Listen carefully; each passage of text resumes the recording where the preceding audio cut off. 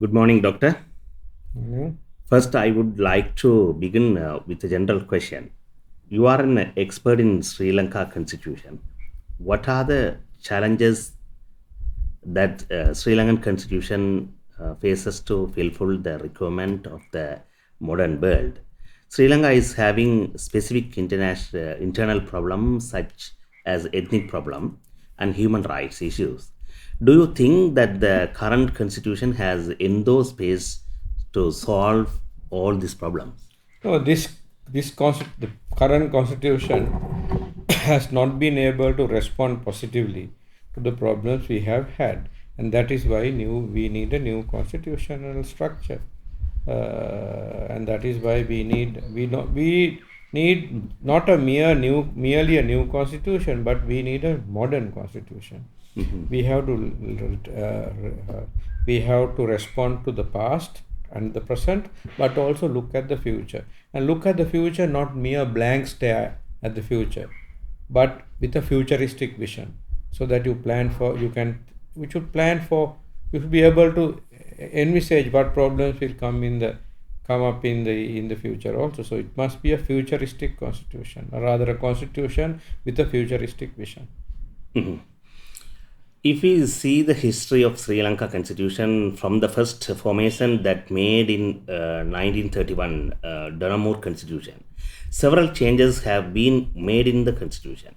The efforts of these changes so that the changes have been made in the interest of party politics, interest of state interest. What is your view in on this?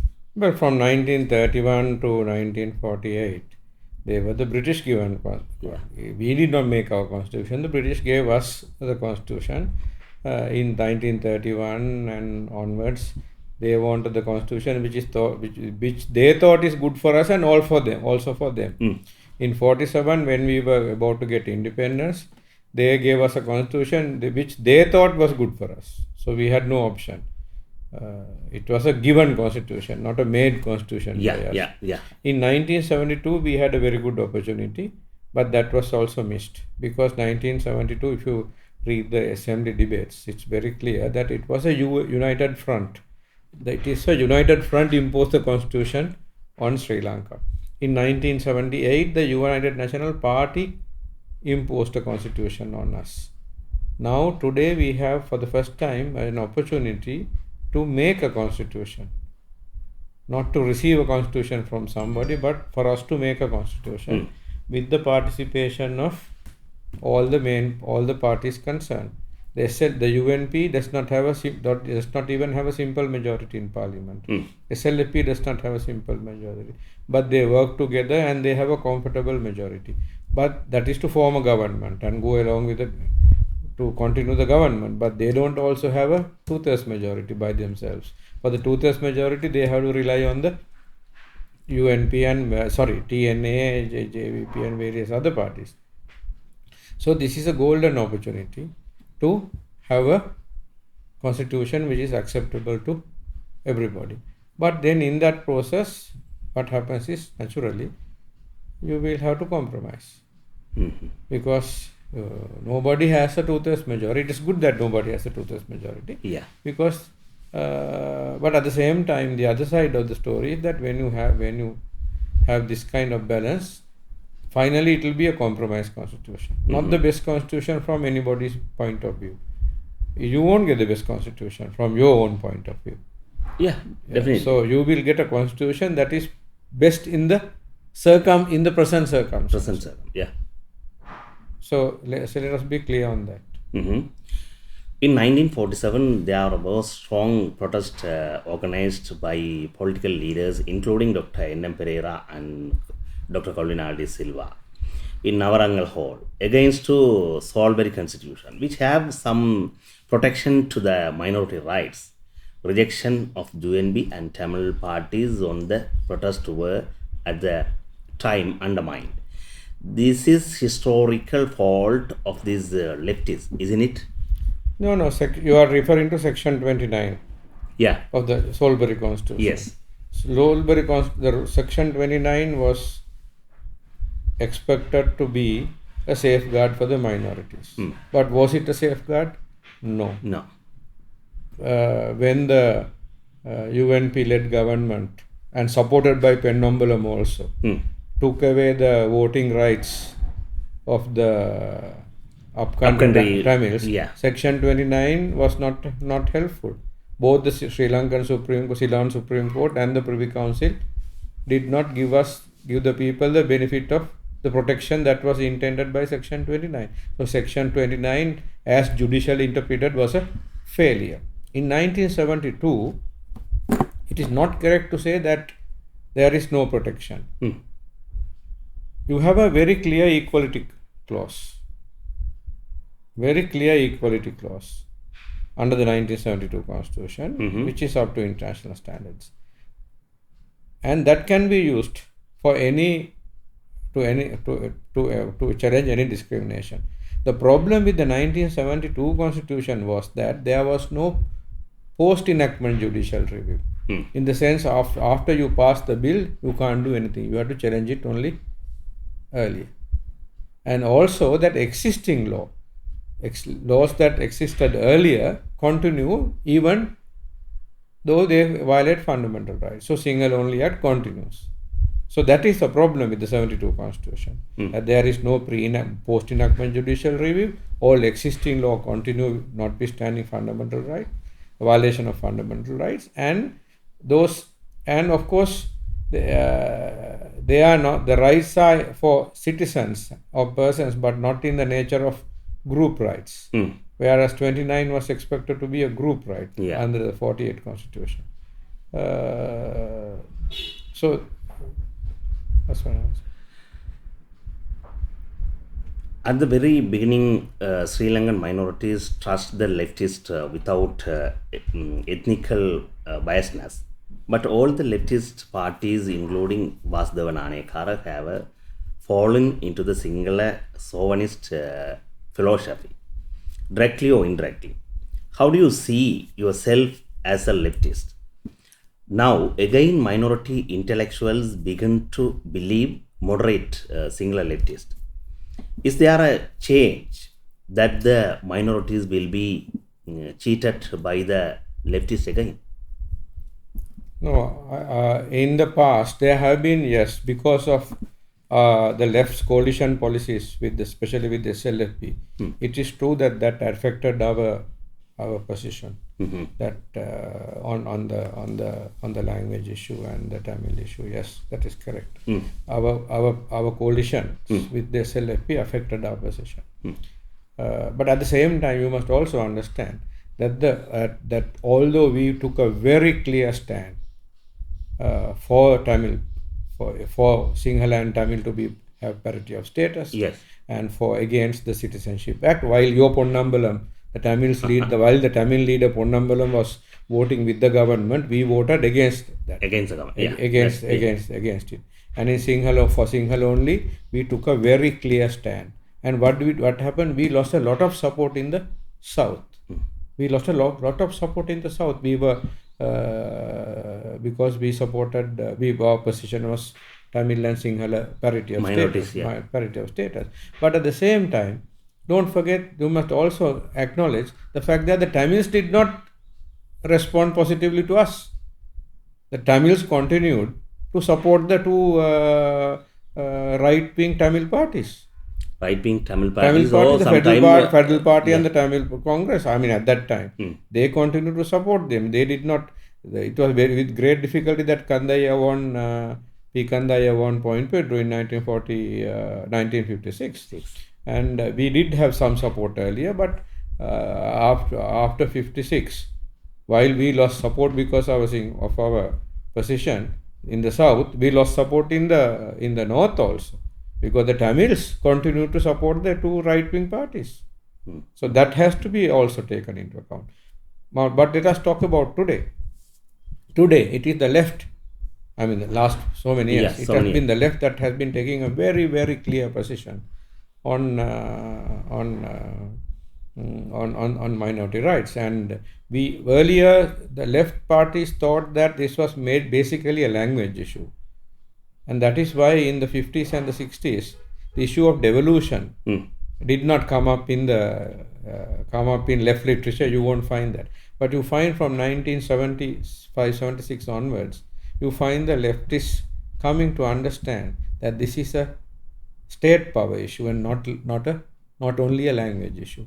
And in the writings of Leslie Gunawardena in 1976-1977, he raises this issue and he suggests the creation of Praja Sabhas at every level, at the village level, and for village Praja Sabhas to get together to have district Sabhas and even provincial Sabhas. So that is devolution. And in 1982-83 at the All Party Conference, Colvin R. De Silva made it very clear that now the time has come. Now that you have to understand, realize that state structuring is essential. So we may have, despite our kind of despite our coalition experience with the SLAP, and but then from that onwards, from 84, so it is Leslie who first in the left said, wrote about this issue. And 84, 82, 83, all party conference, very clear position was taken by Colvin. Whatever we did earlier, right? From 84 onwards, the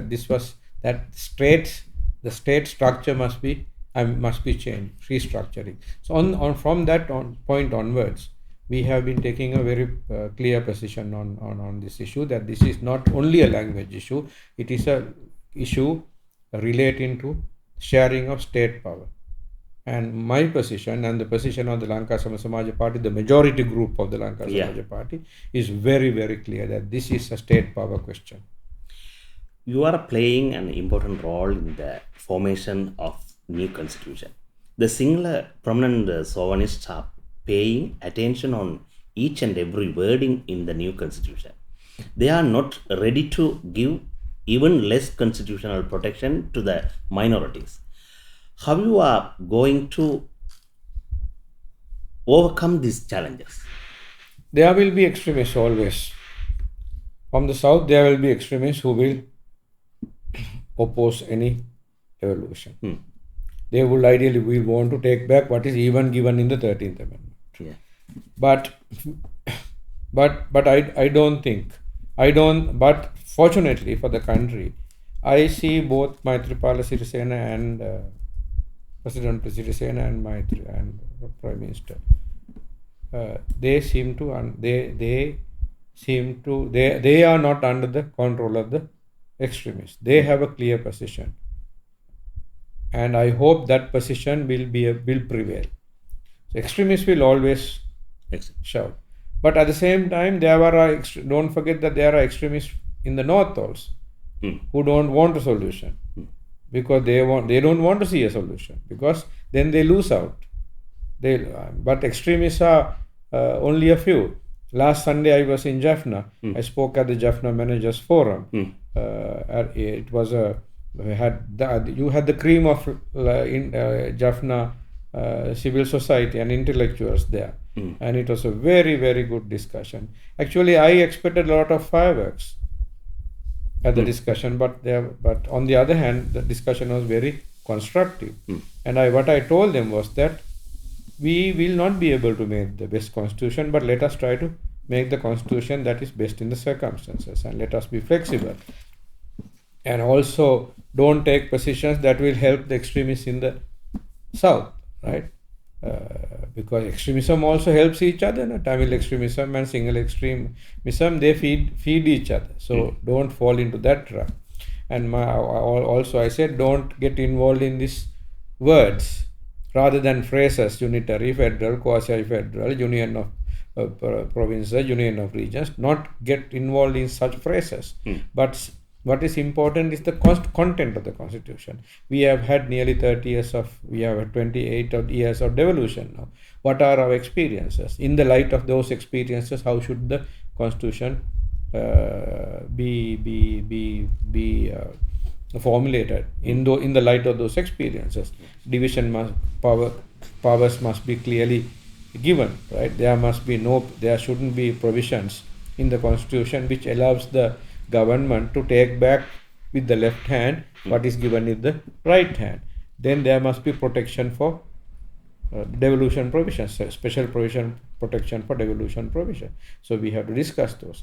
But I want to tell you that I was very happy with the discussion. It shows that the large majority of the Tamil intelligentsia in Jaffna is very clear that they are that they understand the difficulties, and therefore they are very pragmatic. And the extremists are a tiny minority. Former President Mahindra Rajapaksa seamlessly made a change in the 78 constitution with his majority in the parliament. So the constitutional changes cannot give most hope. If the sovereignist would gain majority in the parliament, then the constitutional changes are simply made. To prevent this, do you think that some fundamental rights of the minority should be nailed down in the constitution, No. which cannot be ruled out the parliament or court? Is this possible? For an example, according to the Indo-Sri Lankan Accord 87, North and East are united, but later it was ruled out by the Supreme Court. No, Rajapaksa never had a two-thirds majority. In 2009 elections, he Yeah. did not get a two-thirds majority. But in 2010, he bought a two-thirds majority. But By getting people, enticing people in return for rewards to come to the government side. That was not a genuine two-thirds majority.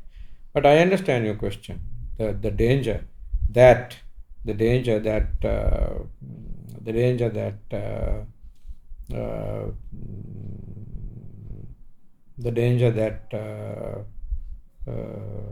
the same thing can happen again.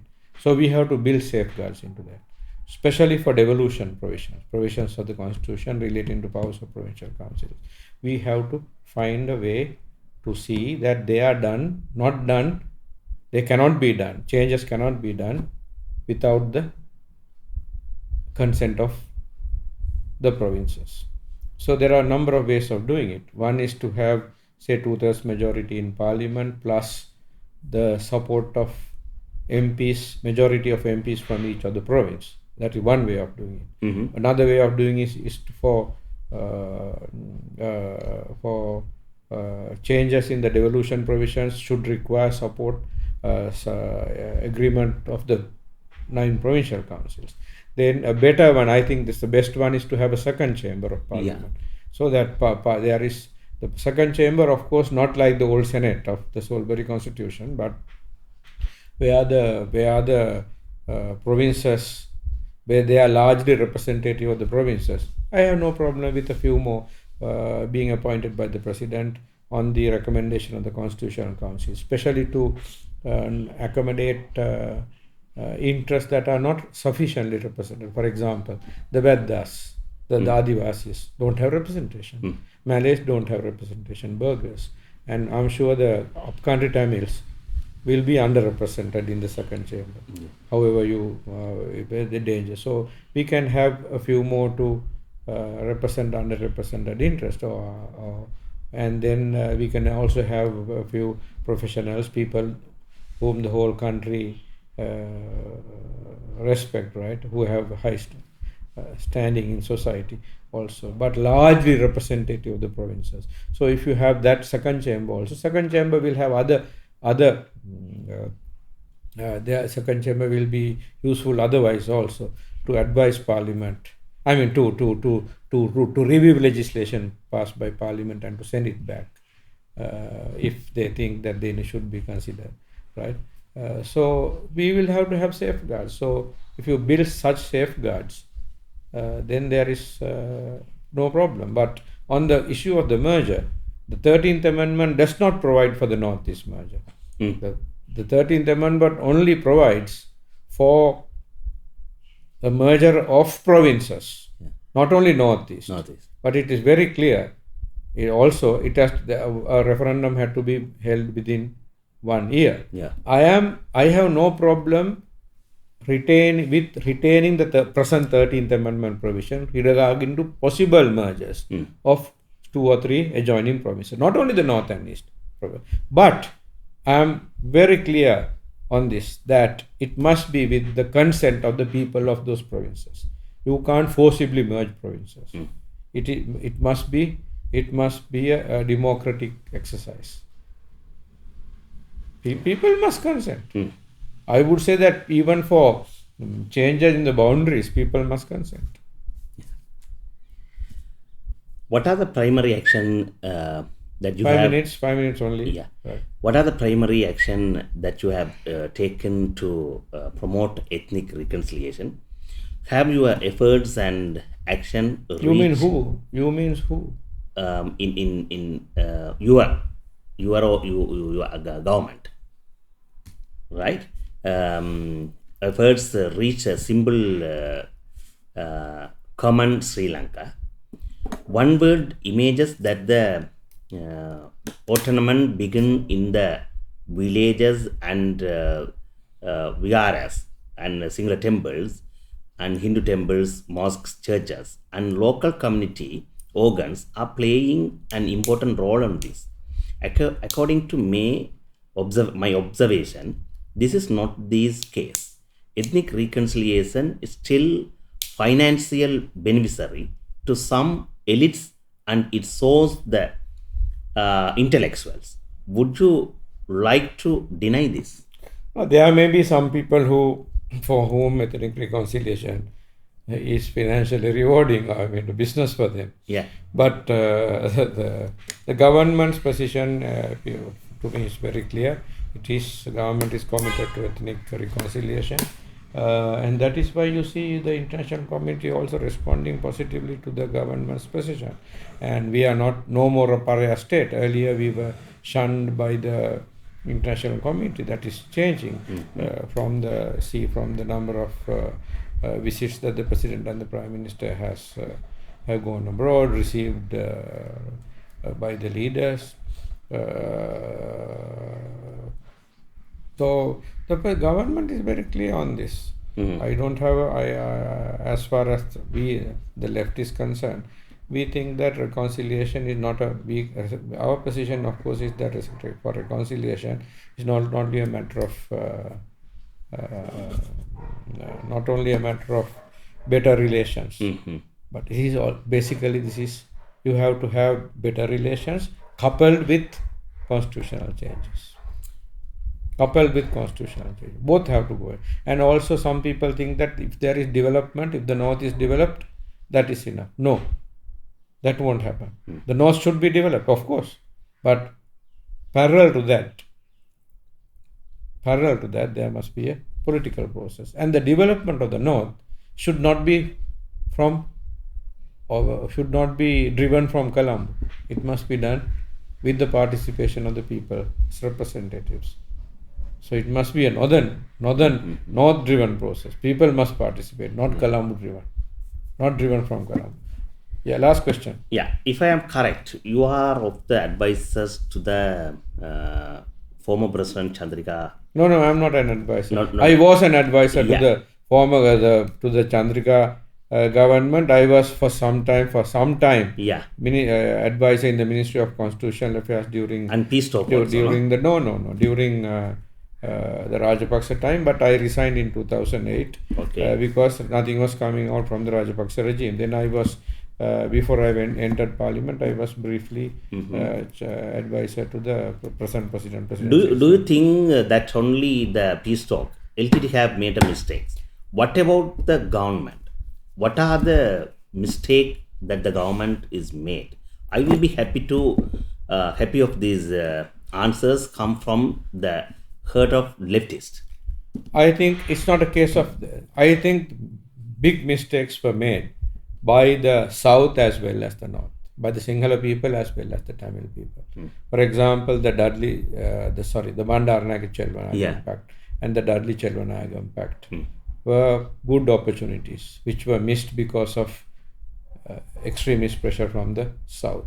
Then a major missed opportunity is 1972 when Siddhartha's father Dharmalingam Yeah. spoke on the Constituent Assembly and said, if you can't accept federalism, if you can't go outside unitary state, why don't you do what you have promised and in the election manifesto, namely the abolition of the kacheris and the establishment of district bodies, elected bodies, which means district councils.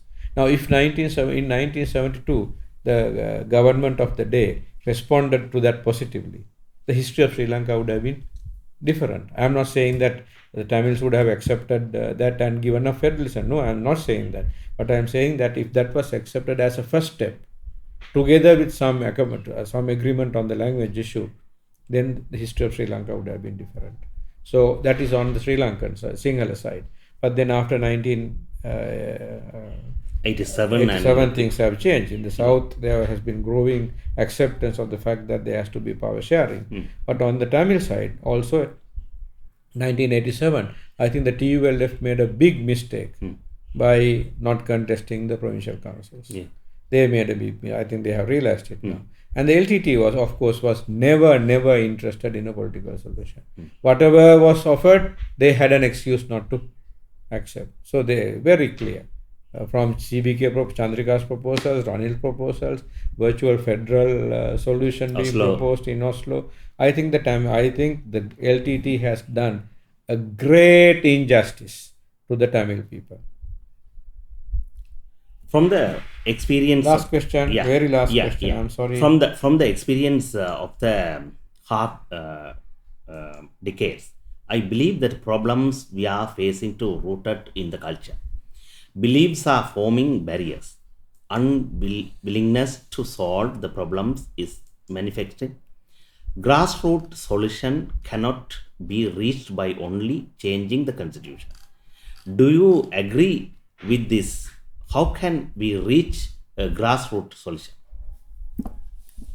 I don't know what you mean by a grassroots solution. At the heart of the problem is definitely a constitutional question. That is state power, sharing of state power. So unless you share the state power in Sri Lanka, this problem will not be solved. But in addition to that, the various communities must get together. Sinhalese people, if they are able to speak Tamil, and the Tamil people and the Muslim people, if they are able to speak Sinhalese, they can interact together. Then cultural exchanges, cultural ties, they will help. And the language, use of language by the Tamil people, the right to use Tamil as a method of communication. Also for the Sinhala people in the north and the east, the right to use Sinhala as a language of communication. They are all useful, so they have to go hand in hand. But I think the main problem is a constitutional. It's a question of state power, and questions of state power can only be solved by constitution. But that alone will not be enough. You have to have genuine reconciliation, people-to-people contact, and confidence-building mechanisms. And while we have our own respective identities, also to develop a Sri Lankan identity, while recognizing the various different identities. That's very important. That while recognizing. Yeah. Thank you very much, Dr.